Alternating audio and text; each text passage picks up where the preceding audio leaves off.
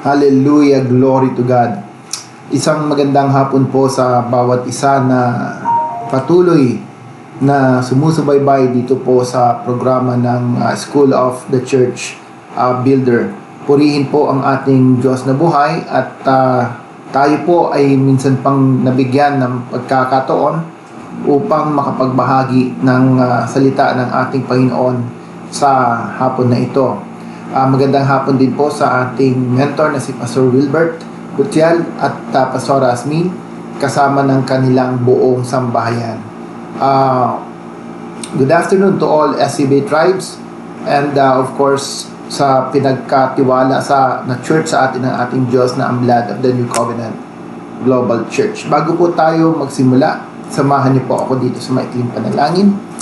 Hallelujah, Panginoong Diyos, maraming salamat, O God, na kami ay patuloy na nakakapag-aral, Lord, ng inyong mga salita, na kung saan, Panginoon, batid namin ang bawat salitang amin napapakinggan. Ito ay magdadala sa amin sa posisyon, O God, na maranasan at mapagtagumpayan ang mga mandato na ibinigay nyo sa amin kasama ng inyong sambahan para sa taon na ito. Patuloy, Panginoon Diyos, kami inyong pangunahan ng inyong banal na Espiritu. Buksan nyo ang mata ng aming pag-unawa na sa aming pag-aaral, O God.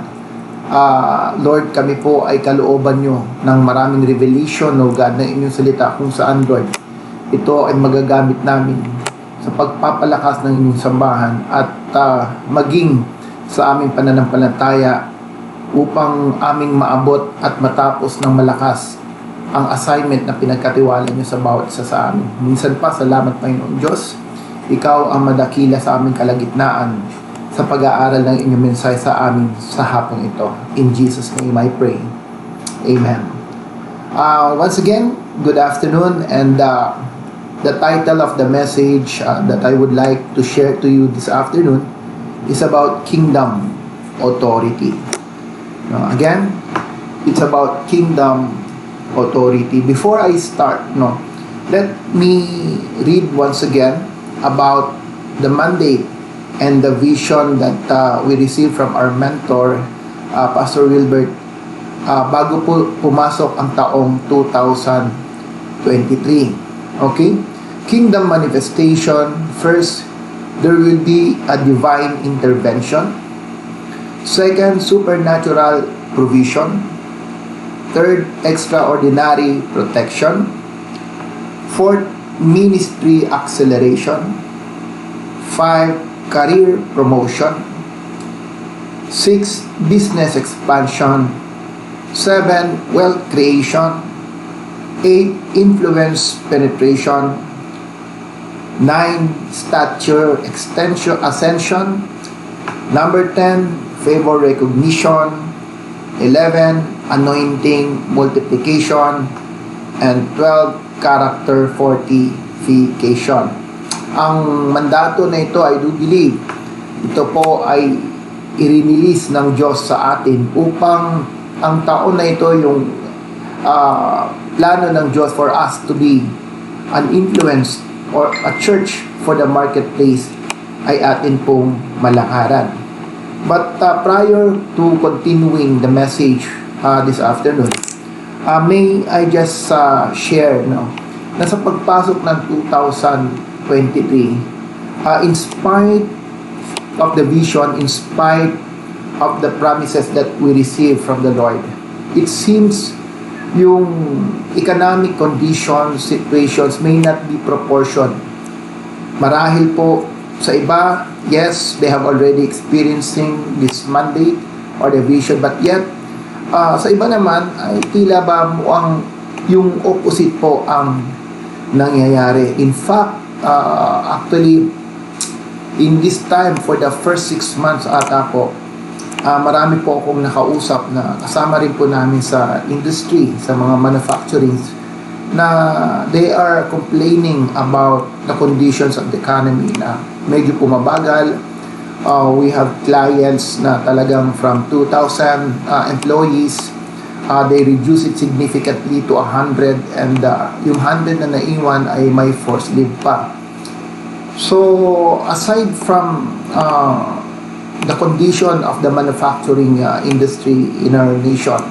Nandiyan pa po yung increase of the inflation rates na kung saan ay patuloy nararanasan po natin yung pagtaas ng presyo ng mga common commodities, pagkain at recently po itong sa presyo po ng bigas. No, but yet in spite of all this, as I remember what Dr. Tode Bakari says, no, the world is not our problem, but instead it is our assignment. And I do believe that we will be able to effectively influence our community, ang ating mga neighborhood, our barangay, the cities or the nations. It is part of God's plan for us to accomplish and experience these kingdom manifestations in our lives, in our family, and in His church. Otherwise, hindi po ganun kadali when we go to marketplace, because we will be encountering various type of people who are in high places, people with status, no? And the moment that we face them, no, we should carry such testimonies in our life that will truly reveal the goodness and the work of God upon us. No? That's why in Hebrew 2, chapter 2, 2-3, this is one of the verse that we should keep on embracing. That it says, "Then the Lord told me, I will give you my message in the form of a vision. Write it clearly enough to be read at a glance. At the time I have decided, my words will come true. You can trust what I say about the future. It may take a long time, but keep on waiting, it will happen." Maybe among all those kingdom manifestations, visions that we receive, we may have not experienced yet entirely the 12 promises that God has prepared for us. But I do believe it is a continuous work of the Lord, na hindi lang for this year, but even in the coming years, that we should walk upon it, we should continually work on it, and have such expectations that what the Lord has spoken to us, it will come to pass. Again, Jeremiah chapter 1 verse 11-12 says, "The word of the Lord came to me saying, What do you see, Jeremiah?" And I said, "I see a rod of an almond tree." Then the Lord said to me, "You have seen well, for I am watching over my word to perform it." Isaiah 55 verse 11, "So will my word be which goes forth from my mouth. It will not return to me empty, without accomplishing what I desire, and without succeeding in the matter for which I sent it." And lastly, in Titus chapter 1 verse 2, "In the hope of eternal life, which God, who cannot lie, promised long ages ago." So there are significant promises of God in His Word, that every vision, every word that we receive from Him, there is high expectations if we really believe on the Lord, holding to His promises, that it will become part of our life, it will be our living testimonies, and we will be able to experience the goodness and the promise of God for us. People of the Lord, these promises are like visions. These are visions that will direct the path of our feet. These are visions that will set our goals and directions in our ministry, in our life, together with our family. And vision does not only give us clarity of purpose. Moreover, it energizes our authority to embrace and possess what belongs to us. I repeat, vision does not only give us clarity of purpose, Moreover, it energizes our authority to embrace and possess what belongs to us. Dito po iikot yung mensahe po natin about kingdom authority. The power, the influence for us to experience the promises of God for us. Nonetheless, write this down. Vision without strategy is just a hallucination.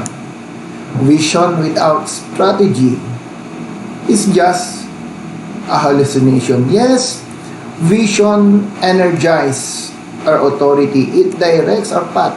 It gives us clear purpose on what to do. But yet, without proper planning, without proper strategy, that vision can become just a hallucination or even a self-ambition. People of the Lord, since we are already at the last quarter of the year 2023, ilang buwan na lang po, malapit na ang 2024, and once again, this January, tayo po ay muli na magkikita-kita, magsasama-sama sa ating Baguio Intake, no? At sa panahon na ito, I do believe tatanggap na naman po tayo ng sariwang at bagong kapahayagan ng Panginoong Diyos sa atin na patuloy that will set the directions of our calling. Nonetheless, bago po ito dumating, maybe it's a good time for us, no, to have a self-assessment and view of the 12 kingdom manifestation that we receive. Tignan po natin, with these promises of God, with this vision, ilan na kaya dito yung nalalakaran po natin? Ilan na kaya dito yung nararanasan natin? Praise God, kung ang iba po, sabihin natin, lahat po ito ay na-experience na, lahat po ito ay nararanasan natin. Whether in health, in finances, in ministry, in the business. Glory to God kung yan po.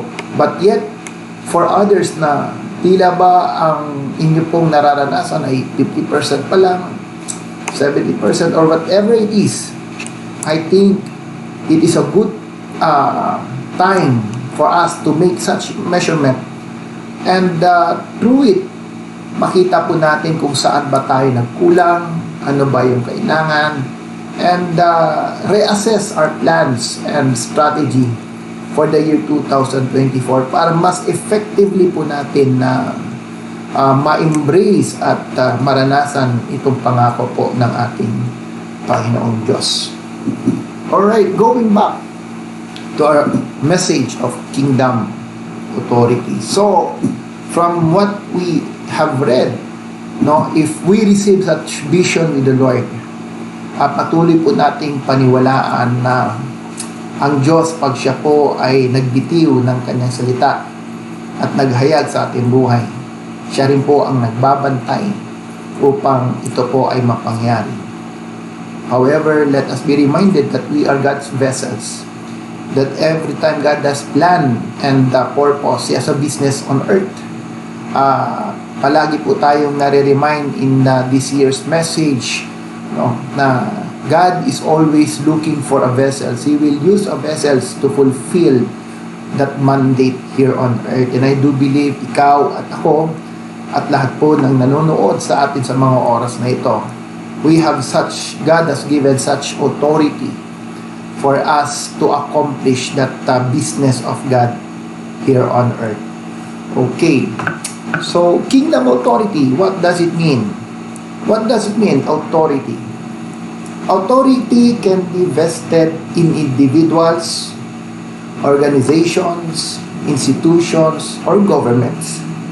It is the power or right to give orders, make decisions, and enforce things to happen. Okay? So, yan po yung definition ng authority. Again, authority can be vested in individuals, organizations, institutions, governments. It is the power or right to give orders, make decisions, and enforce things to happen. Authority has the power to influence. Okay? Authority has the power to influence. Now, before I go to the main context of our message about kingdom authority, please allow me to give some points and views, an introduction in expanding what is authority and how authority works in our life. Okay po, there are 8 points that I have prepared this afternoon, and by God's grace and the leading of the Holy Spirit, I do hope that I would be able to share it everything on time. Okay, number 1, let's all remember that authority is inert to everyone. Authority is inert to everyone. What does it mean? Built-in na po yan. Yung authority ay na ibinigay po ng Diyos sa atin ay kasama na po sa paglikha ng ating Panginoon. Especially the moment that we have received Christ in our life and understand about kingdom governance. Portion of that power or portion of that responsibility and enforcement that the Lord has given to each and every one of us is what we call authority.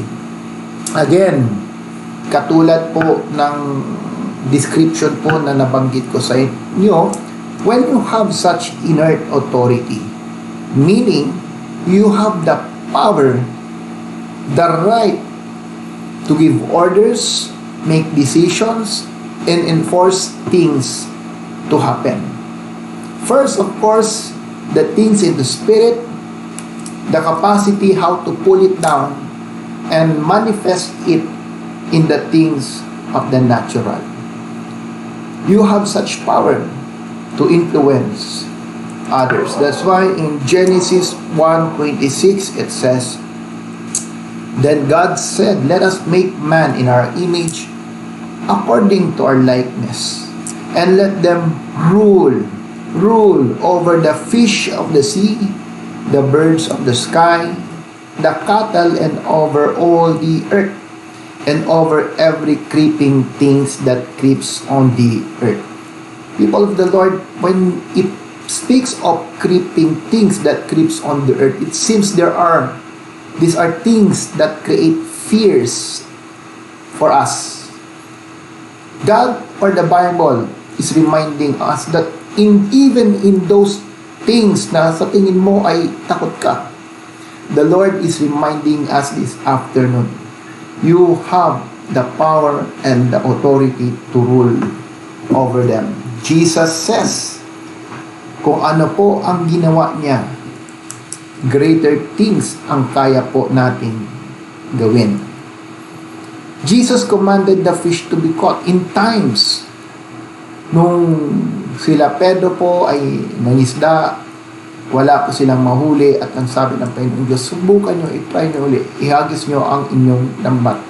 For the first time, ang mga isda po na hindi po nagpapahuli, because sabi po ng salita ng Diyos, we have the power to rule every fish of the sea. Now, because they heard the voice of a man who has authority over them, I do believe nung sinabi po ng Panginoong Diyos, ihagis nyo ang inyong mga lambat, on the same manner, yung mga isda po na nakarinig, they submitted themselves to the authority of the voice of Christ. Even the typhoons is hearing the voice of Jesus. Naalala po natin about na malulunod po ang mga apostol, disciples, kasama po si Kristo, sa sobrang takot, ginising po nila ang ating Panginoon Diyos, and as the Lord Jesus have woke up, immediately commanded the typhoon to stop, and immediately it stopped. So such authority that Jesus has done. At sabi po niya, greater things you will do than what I have done. There was a time that even Jesus was, while walking, siya po ay nagutom at lumapit po sa fig tree. Unfortunately, pagtingin niya walang bunga and he cursed the fig tree. And as the story tells us, pagbalik nakita ng mga apostol, maging ang fig tree po ay nalanta. People of the Lord, nowadays, marami pong mananampalataya. They are being dominated by the creation rather than them or us dominating the creation.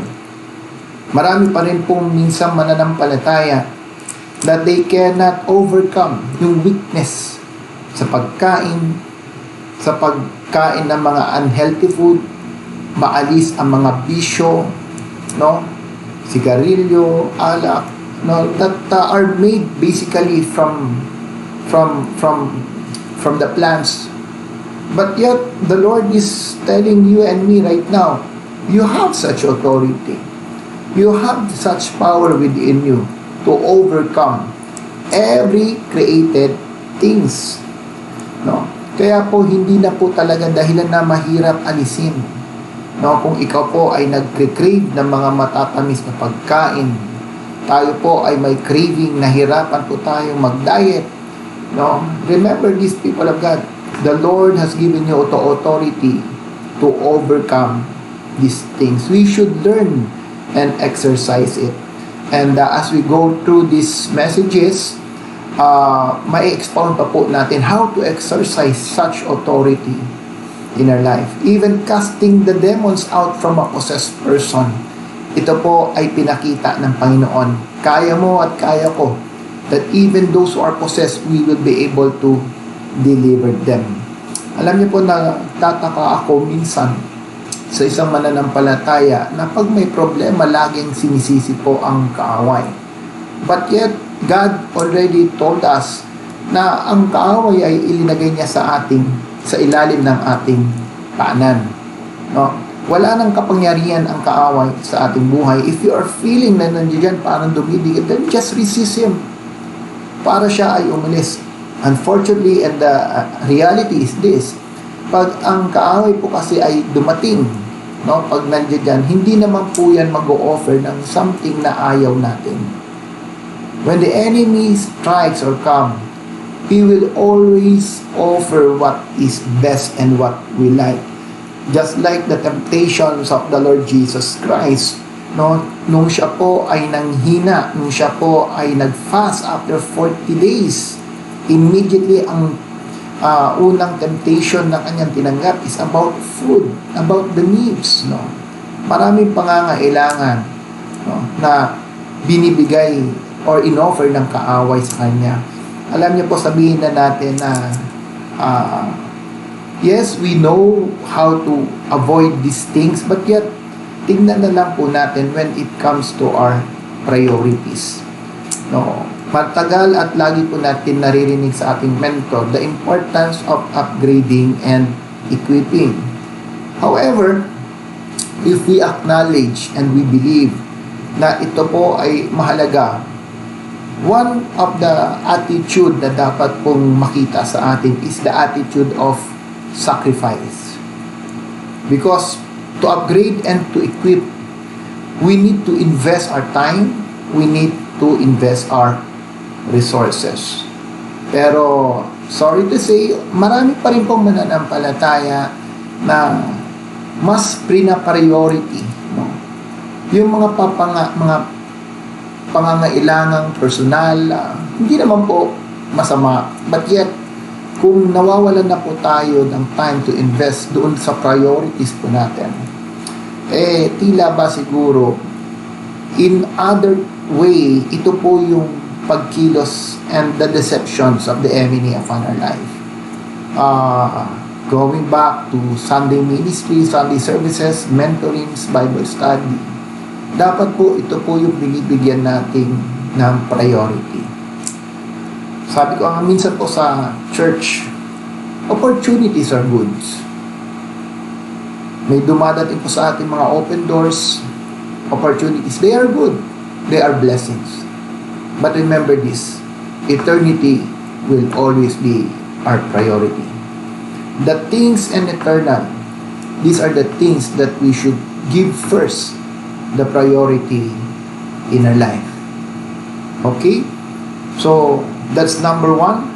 Authority is inert to everyone.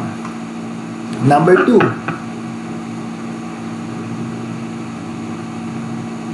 since authority is inert to everyone,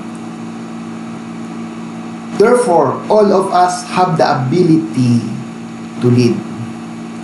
All of us has the ability to lead. Whatever position, wherever situation, ano man ang tingin mo sa iyong sarili, people of the Lord, you are a leader. In a body, lahat po ng parte ng ating katawan ay napakahalaga. No, hindi po pwedeng, although ikaw ay naging part ng body, you are gifted, you are talented, no? Hindi na po mahalaga yung ibang parte po ng katawan. I remember what Dr. Jonathan has said, no? In order for the body to work together, dapat mayroong give and take. Mayroong unity, no? Pag ang isang organ daw ay i-donate at linagay sa katawan ng tao, hindi ito magiging effective kung hindi po fitted yung DNA ng organ na ikinabit. Sapagkat the moment na ito ay may ilagay, for example, it's the kidney. It's the kidney. No? At hindi po siya naging partaker ng DNA ng katawan, eventually it will die. Eventually, it will die. In the same way, ganun din po yung katawan. He will be, or the body will be affected kung hindi po properly magfa-function ang kidney. So, leadership, people of the Lord, it is not given by God to us for us to compete one another. The Lord has given us the authority to lead para po tayo ay makapag-complement. Magkaroon po ng capacity na magpalakasan sa bawat isa. Yung kahinaan mo at ang kalakasan ko ay magiging kalakasan mo. Yung kahinaan ko naman, ang kalakasan mo, ang siyang aking magiging kalakasan.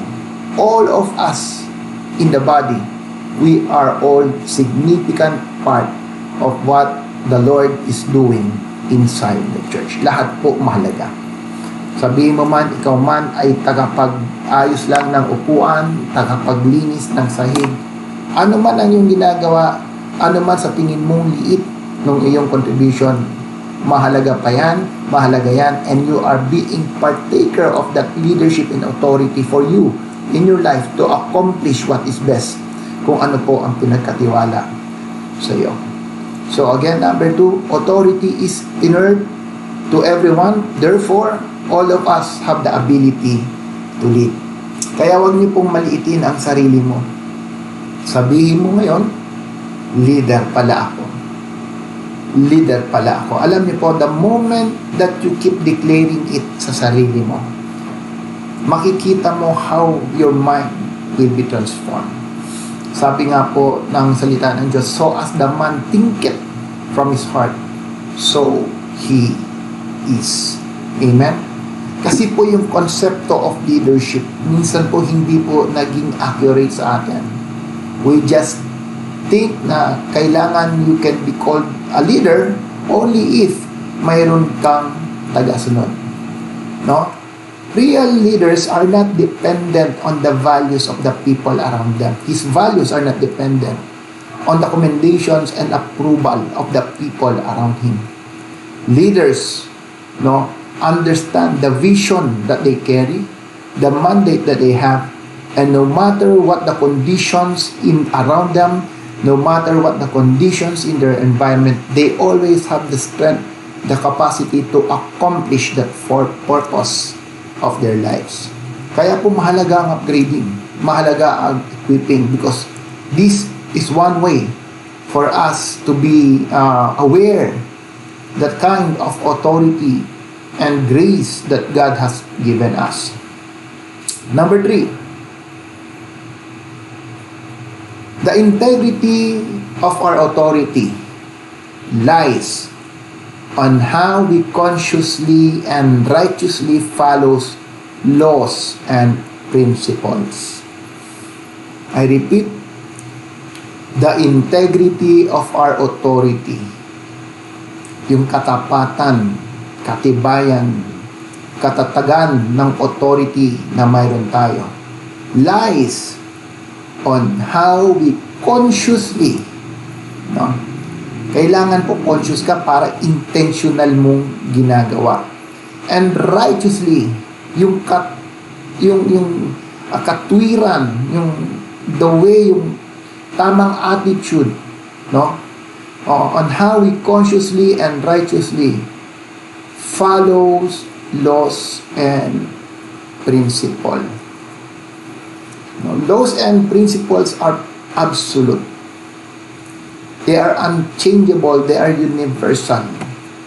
Now, every time that we violate principles and law, especially when it comes to the Word of God, nababawasan po yung integrity at strength ng authority na pinagkatiwala po sa atin ng ating Panginoon Diyos. Just look at this. Even in preaching the Word, mahirap po mag-preach ng salita ng Diyos na kung hindi naman po muna natin ito ginagawa. We may be knowledgeable about it, but we don't have the grace and the Spirit to impart that will influence and change the heart of the people. No? Marami tayong alam, but if we don't walk on it, we also have such convictions na what we are preaching is just all from the knowledge. And knowledge, unfortunately, it comes and goes. Pwede kang ma-stir up today, pwede kang matuto today, but after a while, afterwards, nalilimutan po natin because why? We don't have the capacity and the strength in the Spirit to pursue and push everything to accomplish that knowledge that we receive. Okay? Again, as I mentioned in item 2, everyone, since authority is inert, we are all leaders. Can you mark this one? Yes, every one of us have leadership spirit.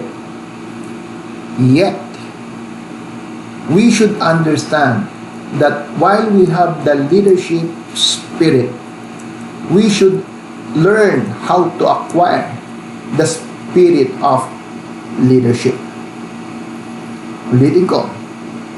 Yes, everyone may have the leadership spirit within them.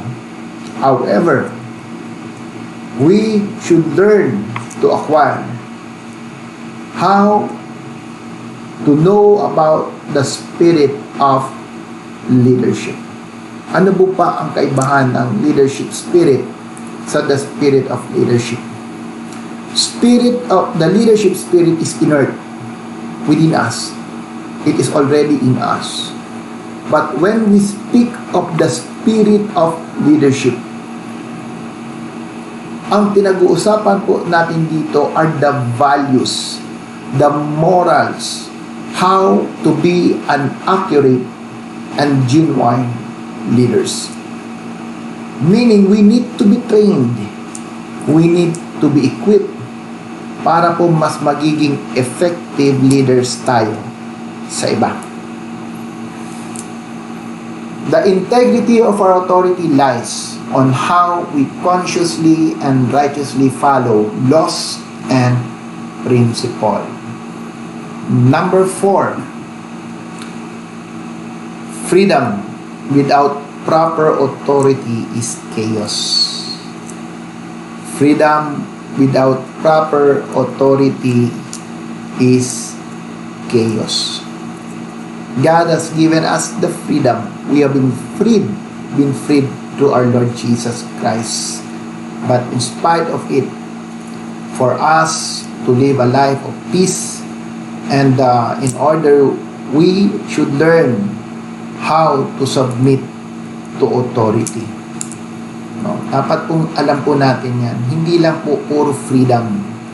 Dapat po alam natin how to exercise and submit to the principles of an accurate and genuine authority. Number 5, anyone who refuses to be governed by genuine authority becomes illegitimate and will malfunction. Ulitin ko, anyone who refuses to be governed by genuine authority becomes illegitimate and will malfunction. People of the Lord, selective obedience is still disobedience.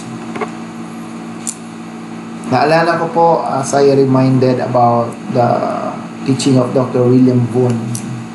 Ang sabi niya, the wooden cross was used only once through the Calvary by the Lord Jesus Christ. I repeat, the wooden cross was used only once in the Calvary by the Lord Jesus Christ. But the cross of obedience is a cross that we should carry every day of our lives. And we can only carry that cross of obedience kung we will exercise and admit the life of dying every day. Ang buhay po minsan kahit anong ayos ng ginagawa natin. There are times na nagkakamali po tayo. There are times that we stumble. But if we are not humble enough, sa panahon po na tayo ay rini-review na correct tinuruan, no, it will still hurt our feelings. However, kung ini-exercise po natin yung buhay na mamatay araw-araw, kahit po tayo ay nasasaktan, mas madali pong makarecover and we can immediately embrace back the principles and the laws that will correct us and straighten and correct our attitude. So, the cross of obedience, this is the cross that we should learn to carry every day. Bakit nga ba yung iba umiiwas sa authority? Well, there are many reasons. First, historical.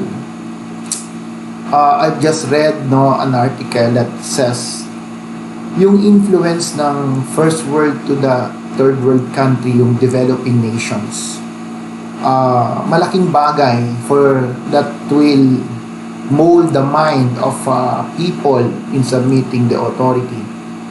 For the first world country, nakita po nila yung dictatorship, nakita po nila yung mga anarchies that plays in significantly doon sa naging condition of the nation. And because of this, marami po ang nadala, maraming na-oppose, and because of these situations, doon naman po sa developing country, instead na i-adapt yung system, they start to reject it and has this fear na baka po ito ay kanilang maranasan. So, historical. Ang iba naman is cultural. Yung kultura po na dala-dala. Mayroon po akong alam na kultura na sa ibang bansa na ang babae talagang kailangan magpasabit sa lalaki. Wala siyang certain authority na to work, na sabihin na to lead sa kanyang pamilya. Lahat po ay ang lalaki ang kailangan masunod. May mga ganyan pong bansa na they operate in such kind of conditions. Ang iba naman ay philosophical. Siguro marahil ang tingin nila mas matalino po sila kaysa dun sa pinakikinggan nila or mas marami silang alam, and because of this, ang hirap po nilang makinig. Naalala ko po, there was one time in the church, mayroon pong dumating at ang sabi niya, while listening to us, kaya raw po sila naghahanap because parang feeling nila saturated na yung nourishment na tinatanggap nila sa kanilang simbahan. And unfortunately, sabi ko, I realized na hindi rin ito tatagal. No? And totoo nga, mga ilang linggo lang, nawala uli, and I heard yung tao na ito ay nag-start ng kanyang sariling simbahan, at yung may mga ganong klase ng attitude, sila po yung magkakasama. No? So imagine mo na kung ganito po yung leaders na they have such kind of attitude and behavior, that they don't have such they don't understand, no, the substance of true authority, dahil sa sobrang talino. Kung ayaw na, hanap na lang ng iba. So that's why authority becomes rejected. Ang iba naman po is may hindi magandang karanasan, no? Marahil nung una sumusunod, but yet because of bad experiences, ito po ay naging reason nila para po hindi na sila makapag-submit dun sa mga bagong pinapadala po ng Panginoong Diyos, or conditions where they need to submit in the authority. Anyone who refuses to be governed by genuine authority becomes illegitimate and will malfunction. People of the Lord, mayroon pong situations sa Fukushima. I don't know if you heard that or napanood nyo sa documentary ng Netflix, that in the year 2011, ang Japan pala ay nagkaroon po ng massive nuclear incident, which until now, ito po yung naging issue sa recently na nasa balita, yung mga waste, no, chemical waste po, they started to dump it, I think, sa Pacific Ocean. Kaya po marami ang nagreklamo na hindi daw po ito ay tawag nila, ito ay nakakasira ng environment and hazardous sa ating health. But what I would like to emphasize on this situation, nung napanood ko po ito, it's a big incident actually in Japan, and it will almost divide their nation. No, muntik na po silang mahati. Pero kung mapapanood po natin to, they were able to overcome yung incident na yon, is because they submitted everyone mula sa pinakamababang posisyon hanggang sa pinakamataas. Ipinakita po dito how authority is being exercised, has been exercised, no? Dahil po ang iba sa sobrang takot, gusto na sanang umalis doon sa kanilang planta, but because they have submitted themselves doon sa mga nakaposisyon sa mas mataas, they were able to overcome yung situation, at ito po ay kanilang na-sustain, no? And it's because of the proper implementations of authority within such organizations. Then I realized, no, na kahit anong laki pala ng problema, anong laki ng situations, if we just know how to exercise these principles of authority, wala palang bagay na hindi po natin kayang ayusin. Alam niyo po, the time, mukhang small portion na lang supposedly in Japan ang may iwan, but yet because they work together as a team, as one, no, and with the right protocol, ito po ay kanilang na-overcome. So again, number 5, anyone who refuses to be governed by genuine authority becomes illegitimate and will malfunction. Tamang sinabi ng Panginoon, a kingdom divided cannot stand. A house divided cannot stand. That's why covenant relationship still, ito po yung very significant ingredient in the house of the Lord, raising up the spirit of sons and daughters inside the house. Number 6, we will never outgrow the need for authority. We will never outgrow the need for authority. This is true for all creation in all human experiences. Hindi po mawawala yan. Mag-advance man ang technology, dumating man si AI, maging mas matanda man tayo, as we go old, andiyan pa rin po yung authority that we need to observe in our lives. Number 7, in spite of the importance of having the right authority, it is still the most disputed, argued, and opposed position within an organization, attributed especially by a democratic mindset. Okay, so be ready. Kailangan po tanggapin natin ito. Kailangan po natin ma-realize that in spite of the importance, aspect of having the right authority, gaano man kahalaga yan, gaano man kaganda yan, gaano man kaimportante sa atin po yan, remember this, it will still be the most disputed, argued, opposed position within an organization, attributed especially by a democratic mindset. Matthew 21 verse 23. Jesus had gone into the temple and was teaching when the chief priests and the leaders of the people came up to him. They asked, "What right do you have to do these things? Who gave you this authority?" Hallelujah. This event actually transpired after Jesus delivered a possessed man and healed him. Yet, even though exercising such authority to deliver a man, to free him, to cure him, there's still some people who ask, mayroon pa rin nagque-question, what right do you have to do these things? Who gave you this authority? Kaya po later on, let's study as we study. You need to understand the principles. We need to understand the ingredients for us to be an effective authority. Otherwise, when the authority will be questioned, or if we will be questioned, the authority that we have in doing things for the Lord or in our business and everything that we do, if we don't understand the spirit of leadership and authority, baka po hindi po natin kayanin when people start to question us.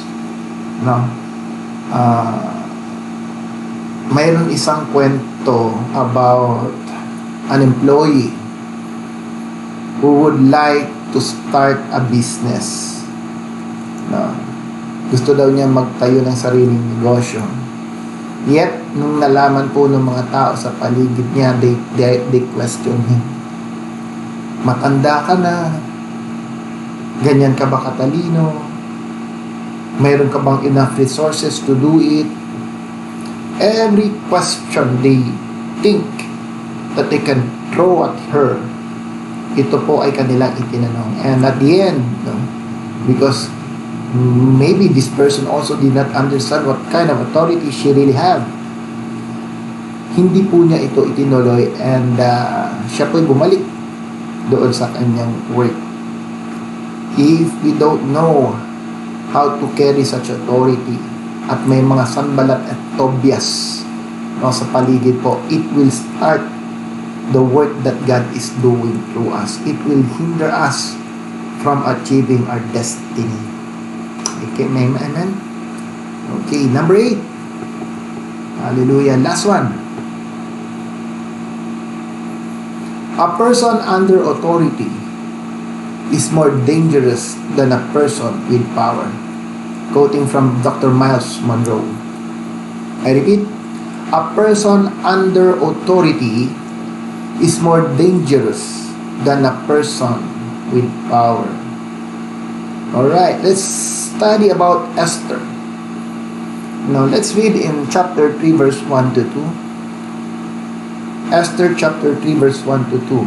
After these events, King Xerxes honored Haman, son of Hammedatha, the Agagite, elevating him and giving him a seat of honor higher than that of all the other nobles. Si Haman was promoted in a seat higher than all of the other nobles. Verse 2, all the royal officials at the king's gate knelt down. All, say all, ibig sabihin, lahat. Rinespect po yung kanyang posisyon, yung power na ibinigay sa kanya. And paid honor to Haman, for the king had commanded this concerning him, but Mordecai would not kneel down or pay him honor. And because of this, in verse 5 to 6, ano pong sabi sa verse 5 to 6? When Haman saw that Mordecai would not kneel down or pay him honor, he was enraged. Yet, having learned who Mordecai's people were, he scorned the idea of killing only Mordecai. Instead, Haman looked for a way to destroy all Mordecai's people, the Jews, throughout the whole kingdom of Xerxes. As we study further the personality of Haman, it seems, sabi dito po sa Bible, he was called as Agagite. In some historical information, we can learn that Haman must have been a descendant of Agag, the royal family of the Amalekites, the bitterest enemies of the Jew. Ito po yung mga pinapatay ng supposedly ng Panginoon in the time of Saul. So marahil dahil po siya isang descendant ni Agag, syempre pag alam mo yung history mo, may taglay ka na talagang galit, may tanggal ka na, at yung mga tao na mayroon talagang motibo na magrebelde, sometimes these are very dangerous people dahil they are really motivated to succeed. Dahil alam nila when they succeed, they have more chance na mag-take revenge. Haman must have been also an intellectual individuals. He showed significant success and achievement in the royal court. Sabihin na natin siguro talagang manipulative siya, kaya pati yung signet ring ng hari ay na-encourage niya yung hari in decree na ginawa niya to kill those who are opposing the kingdom will be killed. So, he has this kind of intellect. Matalino po siya. Otherwise, he promote ba naman po siya ng hari to the highest seat of honor kung wala pong achievement na nagawa si Haman. So, this is the kind of person Haman is. Sa atin pong kaparaanan in reaching out for the marketplace, marami pong spirit of Haman dyan. Hindi man po sila the way, or sabihin natin, wala man po sa kanila yung negatibo na or pangit na motivation like Haman have. But in terms of manipulation, instead of sabihin na natin success, they are more successful than us. Mayroon nga po kung pinag-usapan recently with some of the ministerial here in Parañaque. I realize minsan tayo po mga churches, instead tayo yung model of integrity and standard for others. Tayo pa minsan yung pasimuno na mag-manipulate ng mga bagay-bagay in order to fit our needs. Hindi ko na po masyado munang elaborate, but yet be careful, and let's also learn na there are people higher than us who have a higher status, who have higher achievements, but yet as this item is telling us this idea that a person under authority is more dangerous than a person with power. You have more influence. Pag nalaman mo na you have more influence, you have more authority, gaano man kataas ang position yan, gaano man ka-powerful yan, your authority will still be able to influence that man. That's why, as I mentioned in number 3, integrity is needed, people of the Lord. Integrity of our authority lies on how consciously and righteously we follow laws and principle. Kailangan alam po natin yan by heart. By heart. So, going to chapter 4, verse 9 to 11, Hatak. No, ito nung nalaman na po ni Mordecai about the plan of Haman, inutusan niya si Hatak to tell to Esther. Hatak went back and reported to Esther what Mordecai had said. Then she instructed him to say to Mordecai, all the king's officials and the people of the royal provinces know that for any man or woman who approaches the king in the inner court without being summoned, the king has but one law. Pag hindi ka raw pinapatawag at lumapit ka sa hari, mayroon palang kaakibat na law, that he be put to death. Siya po ay papatayin. The only exception to this is for the king to extend the gold scepter to him and spare him his life. But 30 days have passed since I was called to go to the king. That's why, because of this, no, Esther knows they need divine intervention. So he called for the nation, for the Jews in their place to fast with her, because she will be approaching or going to the inner court of the king. And sabi po ng chapter 5, Esther chapter 5 verse 1 to 2, on the third day, Esther put on her royal robes, stood in the inner court of the palace in front of the king's hall. The king was sitting on his royal throne in the hall facing the entrance. When he saw Queen Esther standing in the court, he was pleased with her and held out to her the gold scepter that was in his hand. So Esther approached and touched the tip of this scepter. People of the Lord, that gesture of reaching out the scepter, and the same way Esther touching the scepter, it is a gesture of imparting authority from the king to Esther. And because Esther received that authority from the king, in spite of the power, in spite of the position given to Haman, no, because he lost such integrity, no, he lost, and he has this wrong motivation to the people of the Jew. God has empowered Esther to have such voice to cancel out what the work of the enemy is trying for the nation of Israel.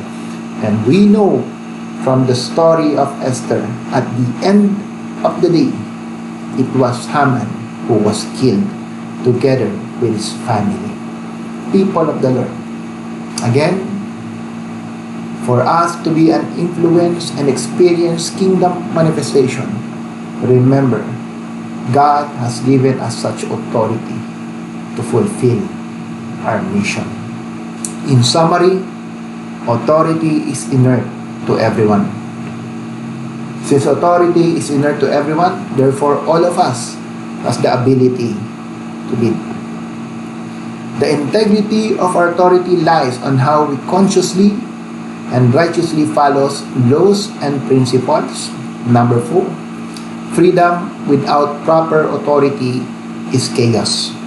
Number 5, anyone who refuses to be governed by genuine authority becomes illegitimate and will malfunction. Number 6, we will never outgrow the need for authority.